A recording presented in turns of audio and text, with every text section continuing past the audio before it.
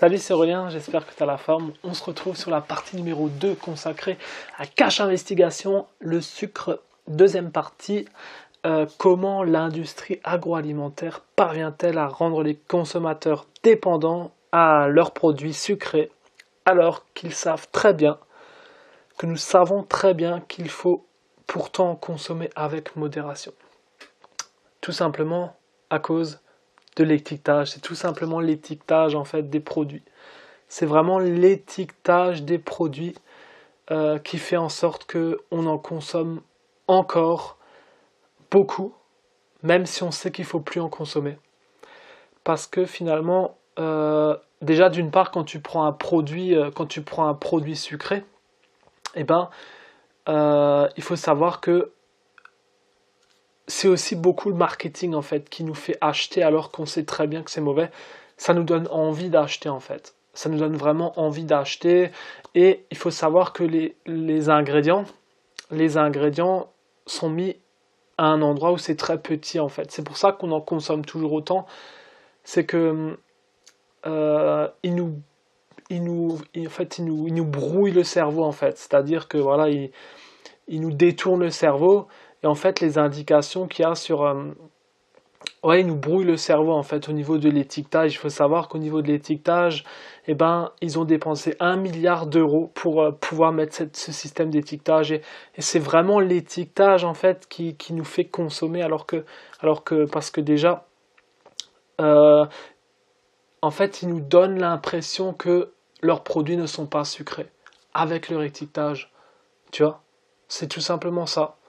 Euh, déjà au niveau des ingrédients, en fait, les ingrédients sont écrits en tout petit. Et aussi, je pense que, euh, tu vois, nous, on n'a pas vraiment envie de regarder ça nous fait chier, en fait, de regarder les ingrédients, de regarder le taux de sucre qu'il y a dans le paquet, ça nous fait chier. Voilà, parce que, et je pense aussi que concrètement, il nous met ça, déjà à un endroit tout petit, tu vois, pour qu'on ne le voit pas, et aussi qu'on ne comprenne pas trop, en fait. Ils essaient de nous brouiller, en fait, l'esprit, tu vois. Mais moi, je trouve ça vraiment dramatique. Clairement, je trouve ça vraiment dramatique parce que, eh ben, je sais pas, enfin, il faut qu'ils prennent conscience que tous les produits comme ça, ils sont à bannir. T'as même pas besoin de regarder l'étiquetage ou quoi. Il faut que t'arrêtes ces produits, c'est fini, il faut que t'arrêtes, c'est trop sucré. Voilà, c'est tout ce qu'il faut comprendre en fait. Et après, c'est une question d'habitude aussi, tu vois. C'est une question d'habitude et d'addiction, voilà, tout simplement. Comment l'industrie agroalimentaire vend encore autant de produits alors que nous, on sait très bien que c'est nocif pour notre santé, c'est une question d'habitude. Voilà, on a une habitude alimentaire qui fait qu'on consomme ça et qu'on continue de le faire parce que c'est bon au goût, c'est bon au goût aussi, tu vois. C'est bon au goût et pas bon pour la santé. Il y a une troisième chose qui fait qu'on en achète quand même. Laisse-moi réfléchir. C'est une question d'addiction en fait. Vu que le sucre rend addictif en fait, on a toujours envie d'en consommer en fait. Tu vois, c'est ça le truc. C'est ça le truc.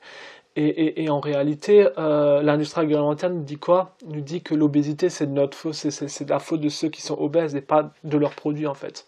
Tu vois, il nous met la faute sur nous, c'est nous, parce que nous, en fait, on n'est pas capable de manger ces produits avec modération, en fait. Et en même temps, c'est difficile de manger avec modération quand c'est tellement addictif, en fait, tu vois. Voilà pour ce podcast. Deuxième partie, plus courte que la première partie. Mais la première chose, c'est au niveau de l'étiquetage. Voilà, faut que je réfléchisse un peu plus sur le truc, il faut que je comprenne un peu plus le truc, mais en gros, voilà, il faut que tu saches que c'est au niveau de l'étiquetage. Au niveau du marketing, le packaging, ça te donne envie d'acheter. Au niveau des habitudes, voilà, t'es tellement habitué à manger ça que voilà, t'as du mal à enlever cette habitude, j'ai bloqué. Et au niveau de l'addiction, parce que c'est addictif, quoi. C'est vraiment addictif et voilà, c'est une addiction comme le tabac, comme la cocaïne, comme l'alcool, comme le sexe. Pardon. Voilà, c'est quelque chose d'addictif, quoi. Donc voilà pour ce podcast, j'espère que ça t'a plu. N'hésite pas à cliquer sur le lien pour télécharger ton cadeau si ce n'est pas encore fait. Je te partage comment j'ai fait pour perdre 30 kilos en 7 mois seulement avec la diététique chinoise. N'hésite pas à t'abonner à la chaîne YouTube si ça te plaît et à cliquer sur la petite cloche. La petite cloche en haut à droite, tu cliques dessus et paf, tu reçois une notification à chaque fois que je publie une nouvelle vidéo. Voilà pour cette vidéo, j'espère que ça t'a plu.